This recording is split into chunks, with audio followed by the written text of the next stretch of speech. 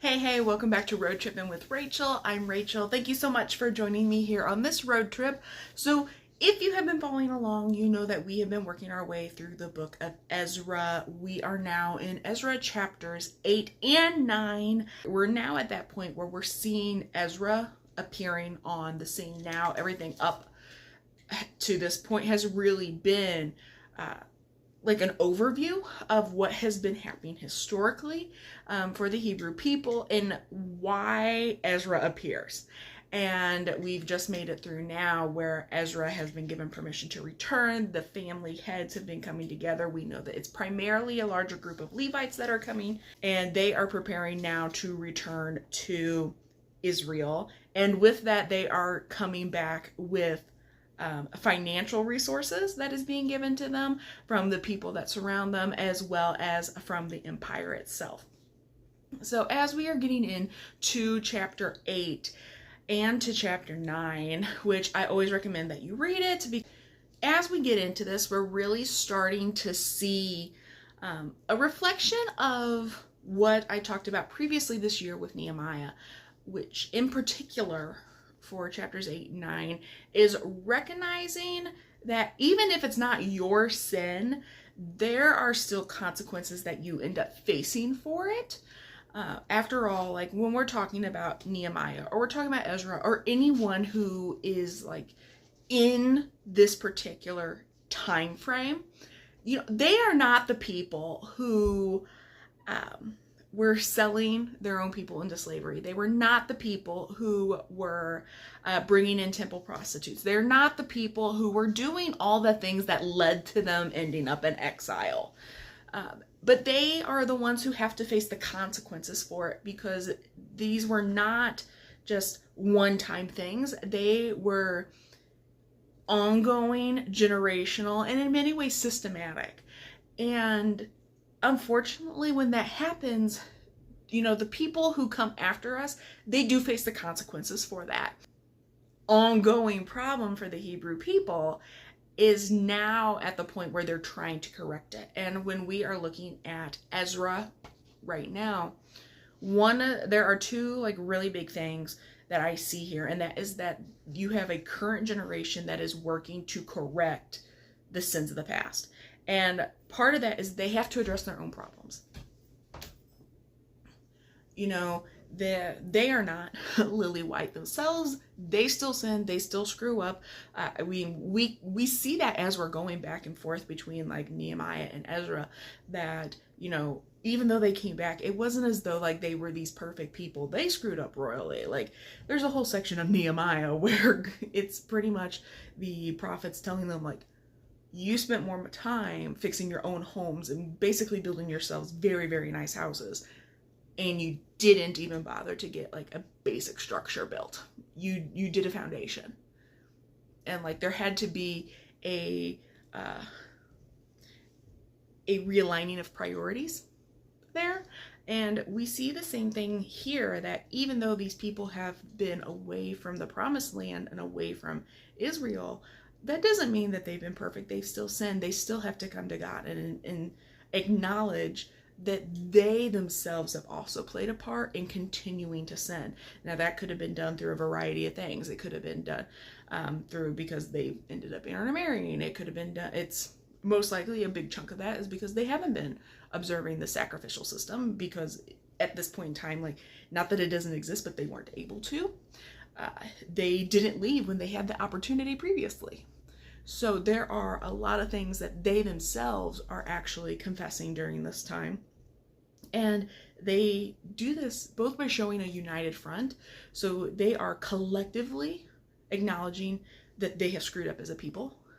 And they also are sharing in the burden and the load. I talked last time about how, with the money and everything that they were given, Ezra didn't keep it all or assign one person to oversee it. He divided the money up, weighted, and then made each person who was then put in charge accountable for the amount that they were given. And now you see these people come together and like, no, if we're going to share in the wealth that comes with us being able to go home, then we're also going to share in the burden of the consequences for us having screwed up. They also, and this, you have to admit that this is something very important, is that they really took the issue to God in prayer.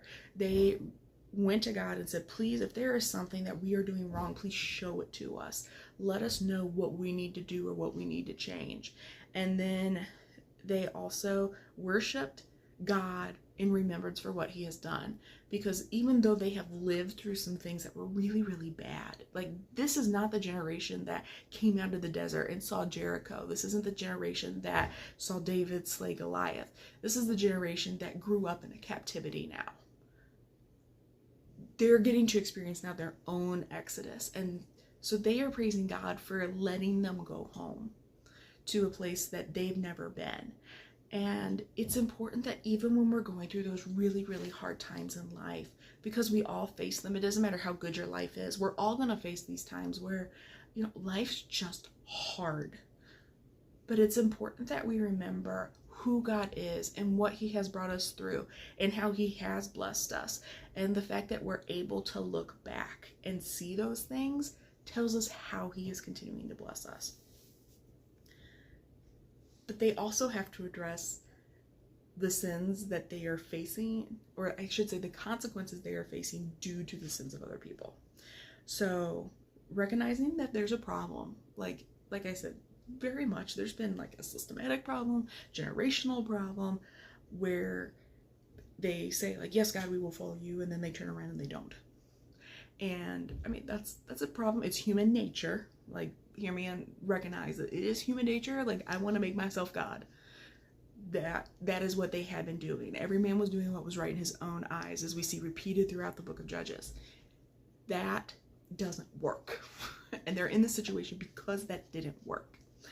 And they have recognized where the problem is. And so they begin to put things in place that will help them not do this again. And part of that is really recognizing that, there's been a lot of intermarriages. And I keep saying this because I really want to get through. This is not an ethnic problem. This is a spiritual issue, because what you bring in to a family and how the foundation you build a family on is going to affect the preceding generations. So if you are a believer, in this case, it was a Jewish man or Jewish woman, and you brought someone in who had grown up worshiping other gods and was still actively worshiping other gods and wanted to participate in things that, you and I would probably never think to participate in now, that is in your home. And that is what your children grow up seeing. And that is and it is easier to give in than it is to fight it. And you see that even in today when you see people who have come from a bunch of different religious backgrounds, who both parts of the couple are actively engaged in their own religious traditions.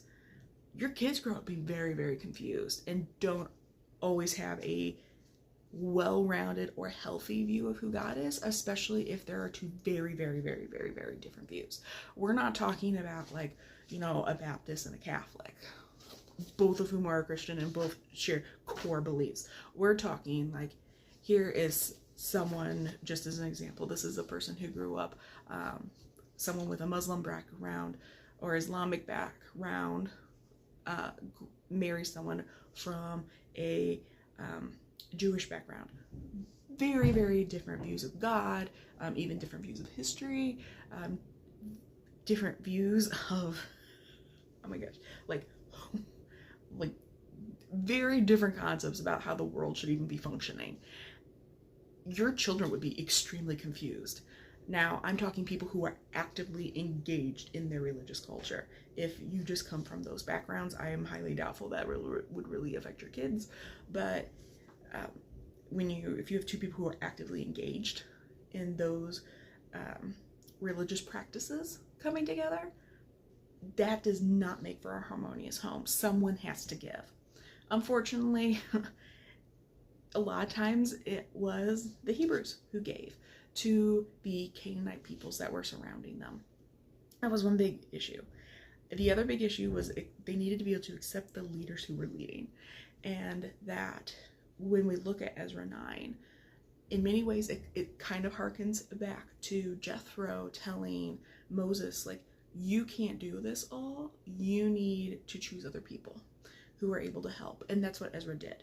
Ezra gets multiple people together and they examine the families of people who have, of the men who have married women from outside of Israel, and they take a very hard look at them to see, like, okay, like, what's been brought into your homes? What about your children? A really big issue that was coming up here was that the children couldn't read, speak, or write in Hebrew, which was a big deal because that was how the word of God was communicated. Like, they read the scriptures. It meant that they were disqualified. They couldn't become a scribe if they wanted to, which wasn't a priest. But it really affected their ability to operate within the wider culture, which when I talked about the Gospel of John, that was something that really came up a whole lot throughout the Gospel of John, was the ability to interact within the culture. That in choosing to follow Jesus, you abandon your entire social group, not just like your friends and the people you hung out with, but like your ability to work, your ability to socialize, your ability to get help, your ability to interact with others, your religious community. Like, it affected everything.